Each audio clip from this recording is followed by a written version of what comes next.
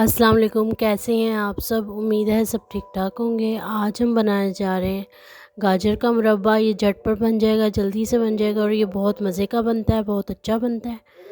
आपको बताएंगे कैसे बनाना है।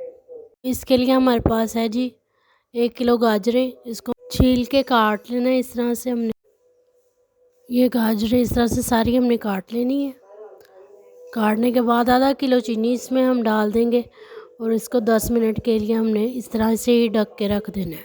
बहुत मज़े का बनता है, घर पे साफ़ सुथरा और अच्छा बनेगा। आप बाहर से ना लें, घर पे बनाएं और मिनटों में ये तैयार हो जाएगा। सिर्फ 2 इंग्रेडिएंट से ये तैयार हो। मीडियम फ्लेम पे हमने चूल्हे को ऑन कर लेना है। ऑन करने के बाद हमने इसको जी पकाने के लिए रख देना है 10 मिनट के लिए। ढक देना है इसको हमने ढक्कन के साथ। 10 मिनट के बाद हम इसको चेक करेंगे। ये देख सकते हैं कितना खूबसूरत कलर आया। जो हमारी चीनी थी वो गाजरों में डिज़ोल्व हो चुकी हुई है।